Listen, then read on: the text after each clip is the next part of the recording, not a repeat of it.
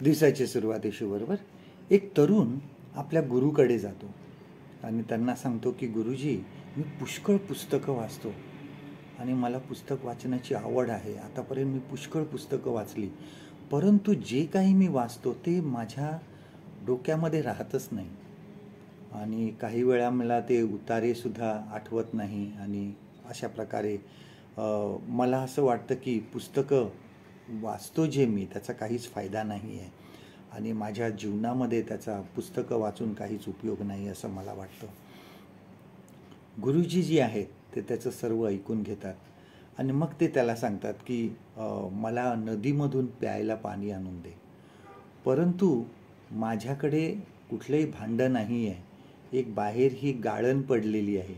आपण म्हणतो ना, एक एवढी एवढी मोठी अशी चाळणी असते, चहा आपण गाळतो ते, पण मोठी असते, ती पडलेली आहे, त्याच्यातून मला तू पाणी घेऊन ये. अगोदर ह्या तरुणाला वाटतं की गुरुजी काय बोलत आहेत, ते माझी गंमत करत आहेत का. परंतु गुरुजी सिरियस असतात. ते शांतपणे दुसरीकडे बघत राहतात आणि शेवटी नाईलाजाने तो तरुण ती मोठी गाळणी घेऊन, चाळणी घेऊन नदीकडे जातो.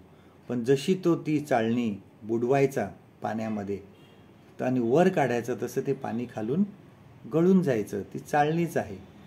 आणि मग त्यांनी विचार केला की असं पटकन बुडवून मी धावत जातो आणि जेवढं काही पाणी उरेल ते मी गुरुजींकडे घेऊन जातो.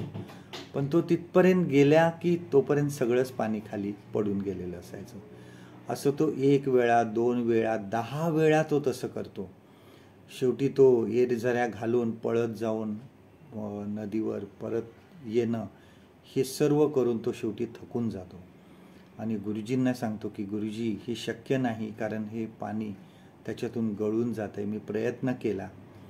आणि गुरुजींनी त्यांना सांगितलं, ठीक आहे, आता तू त्या चाळणीकडे बघ, त्या चाळणीकडे बघ, ती अस्वच्छ होती बरोबर ना जेव्हा तू घेतलेली. आणि मग त्या तरुणाने त्या चाळणीकडे बघितलं आणि ती त्याला आता स्वच्छ दिसली, कारण सतत त्याच्यावर ते पाणी टाकून टाकून ती चाळणीतला मळ निघून गेला होता आणि ती चाळणी स्वच्छ झाली होती.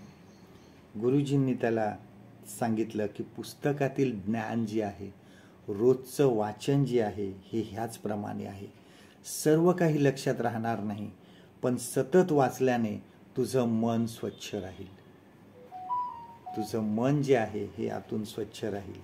आपल्या जीवनामध्ये पवित्र शास्त्र जे बायबल आपण रोजचं वाचतो त्याचं हे असंच आहे.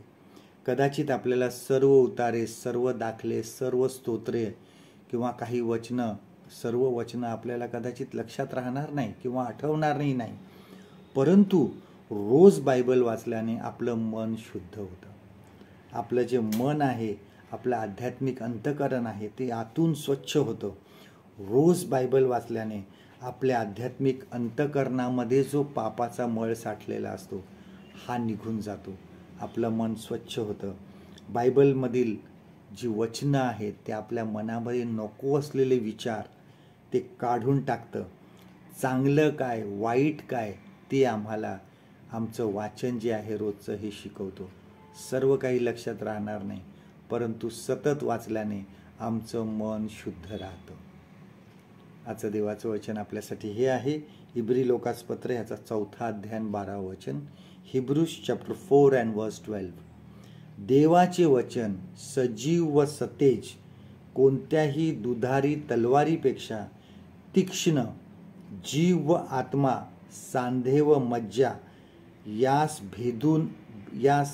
भेदून आरपार जाणारे आणि मनाच्या भावना व कल्पना याचे परीक्षक असे आहे. परमेश्वर करो आजचा दिवस तुमचा आशीर्वादित करो.